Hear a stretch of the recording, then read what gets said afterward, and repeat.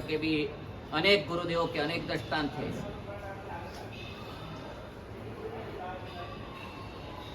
सांगली में एक पुण्यात्मा जब भी कोई महाराज साहब जाए तो उनको इतने उत्तम आराधक औषध करे, आराधना करे, तप में तो इनका झोटा नहीं था।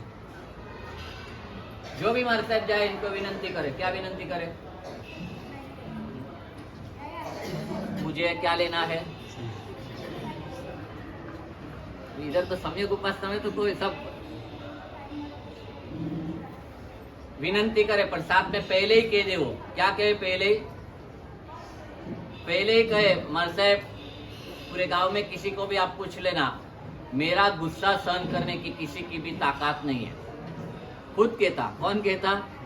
खुद कहते थे कि साहब मैं जरा भी आगे बढ़ूंगा, सब कहे इनके पहले मैं ही कह दे दूं, मैं भयंकर क्रोध वाला हूं, जरा जो कुछ ऐसा वैसा हो गया ना तो साहब किसी के बाप का देखता नहीं मैं। अभी साधु जीवन सबको तारने के लिए बैठे, मगर यहाँ साधु जीवन की भी अवहेलना हो, दूसरे दीक्षितों का भी सबका मन खलास हो जाए, तो ऐसा तो वो भी नहीं कर सकते ना। किसी को तारने के लिए हजारों डूब जाए, ऐसा भी नहीं हो जाए। सब गुरुदेव मना करते थे।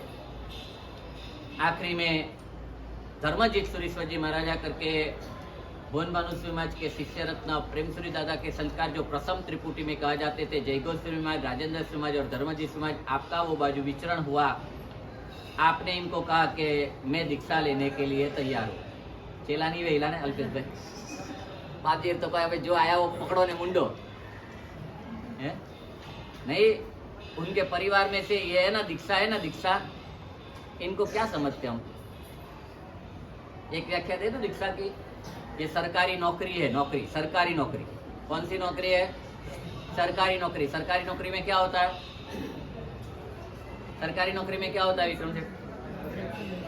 अरे एक आता है ना तो सबको लाता है। सरकारी नौकरी में एक परिवार का कोई भी एक घुसे ना, अभी थोड़ा कदाच कंट्रोल हुआ का, पहले जमाना देख लो तो एक अंदर आया ना तो सबको एड्रेस, क्या कि उनको मालूम होता है सरकारी नौकरी म्हणजे काय, जवाबदारी तसू भार नाही ने अधिकारचा पार नाही। जवाबदारी तसू भार नहीं ने अधिकार नो। તમે ઓફિસમાં જાઓ એટલે ઓફિસર શું કે ઉદ્યા या परवा या नंतर बघतो आता वेळ आहे का, तुम्ही मला आठवण करून आले का, मी तुम्हाला वेळ दिली होती का, बघा दुसरे केवढे काम आहे, तुम्हाला काय नाही, आम्हाला तो केवढे काम आहे, અને તમને એક ફરફરિયું આવે, હિસાબ લઈને આવી જજો। શું કરો? શું કરો? મહેન્દ્રભાઈ તમારો મેરુ ટાવર નો હિસાબ હું માંગુ કે લઈને આવજો।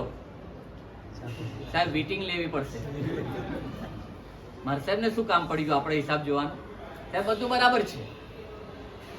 ઓફિસર ને કહી શકો ને તમે, રમેશભાઈ ઓફિસર ને કહી શકો ને બધું બરાબર જ છે, તને કઈ બતાવવાની જરૂર નથી અમારે, તું કોણ આવ્યો વરીના?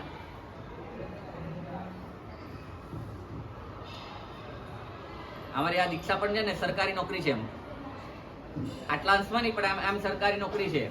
તમે વિનંતી કરવા આવો, ગઈકાલે આગમ લઈને ગયા, આગ્રહ કર્યો પણ કેટલાક કારણસર ના પાડી। તમે ગોચીની વિનંતી કરવા આવો તો અમે કઈ આવતીકાલે પરમ દિવસે જવાબદારી તસુભારની અને અધિકારનો આ હિસાબની વાત છોડી દો, પણ એમ કહે કે એક પરાત જોઈએ છે તો તમે તો એવા ગુણિયલ છો, ઘરનો લોટ કદાચ બાંધવા માટે બીજી પરાત ન હોય તો એ પરાત લાવીને મૂકી દો। અધિકારનો એક ભાષા માટે અધિકાર નથી, તમારા સૌની ભક્તિનો પાર નથી અહીંયા। અને એટલે એક દીક્ષામાં આવે ને, સમજો કે હું તમને કહું ને તો શું થાય, બાપજી સાચું કહેતા હોય ખોટું કહેતા હોય, પણ હવે મને જ મારા ફોઈ મારા સાહેબે અહીંયા સુધી ખેંચ્યો, ફોઈ મહારાજ માટે તો એવો વિચાર ન કરી શકું ને કે ડબ્બામાં ઉતારવા માંગે છે, તો અમે મને પોતાના પરિવારવાળાને ડબ્બામાં ઉતારવા ના માંગે તો બીજાને ડબ્બામાં ઉતારવા માંગીએ છીએ અમે। જો અમે અહીંયા ડબ્બામાં જ ઉતરવાનું હોત તો પરિવારવાળાને પહેલા કે ભાઈ બહાર રહીને મજા કરો, શાંતિથી જીવો, આવવા જેવું નથી, હવે અમે જે લઈ લીધું એ લઈ લીધું, બાકી કોઈને લેવા, એના બદલે ઉલટું છે આખી ગણિત, सीधा उल्टा गणित है। या तो एक परिवार का आता है तो लगभग देखना है, या सब परिवार के ज्यादा से ज्यादा लोगों को इधर लाने का प्रयत्न करते, ये आनंद का पार नहीं, ऐसा मंगल कार्य है ये।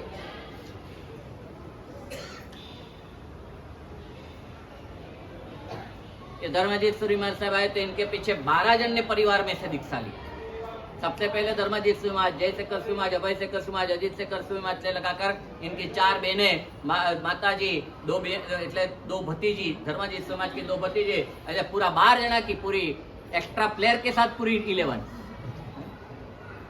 हमारे वरबोधी सुरेश्वर जी महाराज साहब आचार्य भगवान एक से एक आपने आपके काका जी ने दीक्षा लिया, आपने दीक्षा लिया, आपके बड़े भाई ने दीक्षा लिया, बड़े भाई के दोनों बच्चे, दोनों बेटियां, 3 बहन, 2 भाभी, हर मिलकर 12-15 जना का दीक्षा। अनंत कीर्ति सिंह जी करके साध्वी जी भगवान थे, आपके परिवार में से 27 दीक्षा। पहली दीक्षा हुई 54 साल, आखिरी दीक्षा हुई 14 साल पहले, बीच में 40 साल गया। बोल सके कि नहीं कि डब्बा में उतारे रियाटे नहीं आओ जो बोलो, बोल जो मती कभी भी, आपको नहीं लेना, आपके घर पे रहना, कभी साधु साध्वी के लिए कुछ बोलते पहले विचार करना। आचार्य भगवंत ने कहा आपकी जैसे शरत है कि मेरा गुस्सा सहन करना पड़ेगा, तो मेरी भी एक शरत है। क्या शरत किया होगा मदन भाई? कोई शरत की थी वे? थारे गुस्सा नहीं करना यू, वो तो पहले करा, मैं गुस्सा करूंगा, मेरा तो गुस्सा जाएगा तब किसका बाप का नहीं हूं। आचार्य भगवान ने शरत किया है, मगज जाए तब भी एक बात याद रखना, किसी के भी गुस्सा आए, मैं कितने भी लोगों के साथ बैठा हूं, आकर सीधा मेरे पे बम्बार्डिंग करना। क्या कहा?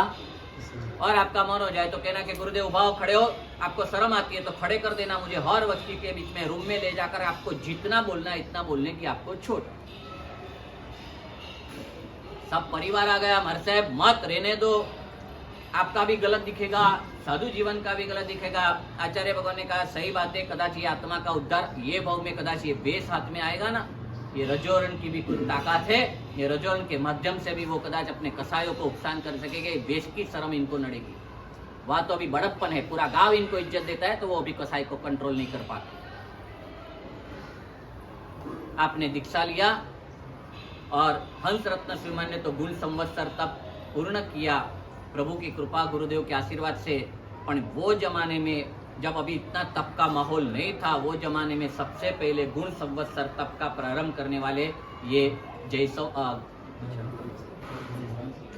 सोम है, पीछे जरा नाम आगे भूल गया, सोम विजय करके याद आता तो जरा कभी कभी डेटा में क्रैक आ जाता है, तो वो एरर आ जाता है।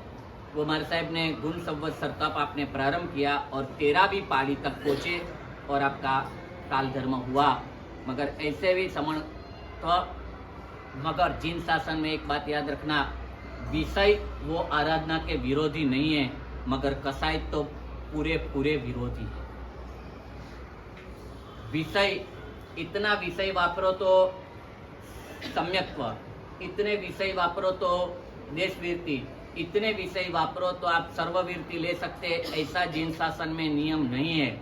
पर इस लेवल का कसाई है तो आप संकीर्ति नहीं, ये लेवल के कसाई है तो आप देशवीरती नहीं, ये कसाई के लेवल है तो आप साधु नहीं, और ये कसाई के ये लेवल के कसाई है तो आप एकदम यथाख्यात चारित्र के मालिक नहीं। कसाई वो आराधना साधना और चारित्र के पक्के विरोधी है। विषय वो चारित्र और आराधना के विरोधी नहीं है, मगर कसाई का सबसे भयानक आउटपुट ये है कि वो चारित्र जीवन का, धर्म जीवन का बिल्कुल विरोधी है। कसाई आए तो चारित्र जाएगा, कसाई आए तो श्रद्धा जाएगी, और इसीलिए कसाई को दूर करना होगा मुझे और आपको।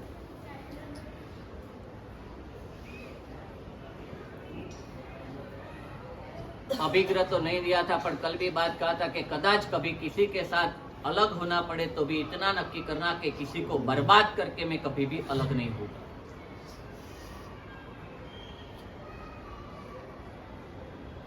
माता पिता से कदाच अलग होना पड़े तो कोई भी प्रकार का गलत इल्जाम देके मैं कभी जुदा नहीं होगा, उनको मरने लायक हो जाए ऐसा कभी नहीं करेगी। ये निज गोत्र कर्म का भी बंध का कारण है और अनंतानुबंधी कसाई का भी कारण।